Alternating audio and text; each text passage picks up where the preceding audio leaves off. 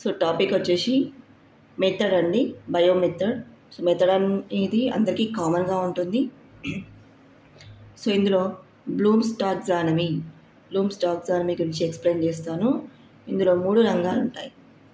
ఇందులో ఫస్ట్ వచ్చేసి జ్ఞానాత్మక రంగము, భావావేశ రంగము, మానసిక చలనాత్మక రంగం. సో ఇందులో కూడా మళ్ళీ 5 సో ఇందులో కొన్ని అంశాలు ఉంటాయి, 6 టాపిక్స్ ఉంటాయి. ఇందులో 5 టాపిక్స్, భావావేశ రంగంలో, మానసిక చలనాత్మక రంగంలో 5 టాపిక్స్ ఉంటాయి. సో ఇవి ఆర్డర్లో గుర్తుపెట్టుకోవడం ఇంపార్టెంట్.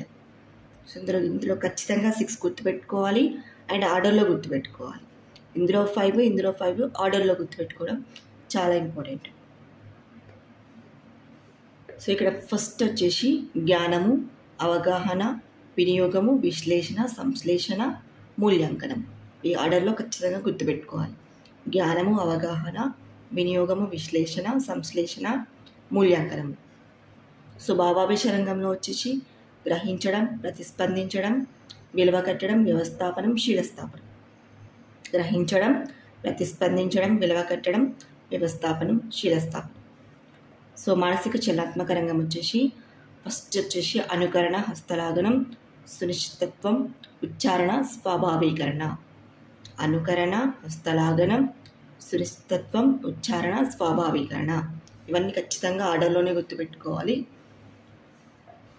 సో ఇక్కడ మనకు కొన్ని పర్సంటేజ్ ఇచ్చారు. 10%, 20%, 30%, 50%, 70%, 90%. ఇదంతా ఏంటంటే మనకు చదవడం ద్వారా ఎంత గుర్తుకుంటుంది, ఎంత పర్సంటేజ్ గుర్తుకుంటుంది, లిజనింగ్ ద్వారా ఎంత పర్సంటేజ్ గుర్తుకుంటుంది, అబ్జర్వేషన్ ద్వారా ఎంత పర్సంటేజ్ గుర్తుకుంటుంది.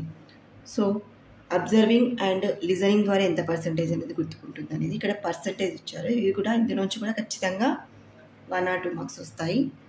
సో 10% చదవడం ద్వారా గుర్తుకుంటుంది, 20% వినడం ద్వారా గుర్తుకుంటుంది, 30% చూడడం ద్వారా గుర్తుకుంటుంది. సో ఇక్కడ సింపుల్ చిట్కా, సింపుల్ కోడ్ అండి. ఇది ఏంటంటే చవి చూడడం. చవి చూడడం అంటే మనకు 3 గుర్తుపెట్టుకోండి, ఇది అవసరం లేదు. చవి చూడడం అంటే చదవడం 10%, వినడం 20%, చూడడం 30%.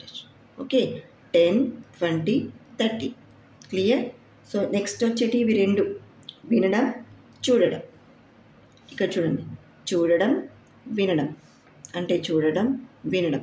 ఇక్కడ వినడం అంటే 20% కదా, చూడడం అంటే 30%, చదవడం అంటే 10%. చూడడం, వినడం, 30 + 20 ఎంత అండి? 50. సో ఇక్కడ 50%. ఇవి రెండింటి వల్ల 50% అనేది వస్తుంది. సో ఈ 4 ఈజీగా గుర్తుపెట్టుకోవచ్చు. క్లియర్? సో ఇక్కడ నుంచి వచ్చేటి అన్ని ఆడ్ నెంబర్స్. ఆడ్, ఇది ఆడ్ నెంబర్, ఇది కూడా ఆడ్ నెంబర్. సో ఇది ఈజీగా గుర్తుపెట్టుకోవడం కోసం చెప్తున్నాను టెక్నిక్. సో 50 తర్వాత ఆడ్ నెంబర్ ఏంటి? 70%. 70 తర్వాత ఆడ్ నెంబర్ ఏంటి? 90%. సో 70% ఏంటి? చూడడం, రాయడం. 70% అయితే గుర్తుకుంటుంది.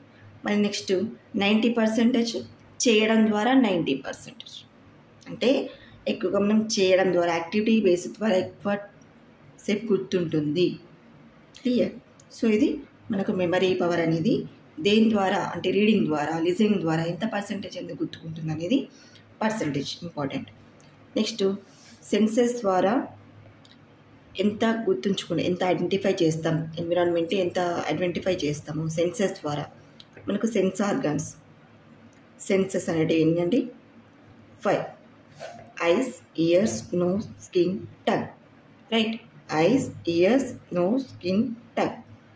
ఐస్ ద్వారా చూడడం ద్వారా 83% అనేది గుర్తుకుంటుంది. గ్రాస్పింగ్ పవర్ అనేది 83% చూడడం ద్వారా. నెక్స్ట్ ఇయర్స్, వినడం ద్వారా 11%. క్లియర్? నోస్ అంటే స్మెల్లింగ్ ద్వారా 3.5%. Skin, touch sense of touch ద్వారా ఎంత గుర్తుకుంటుంది 1.5%. టంగ్ టేస్ట్ ద్వారా లీస్ట్ అబ్జర్వేషన్ అండి 1%.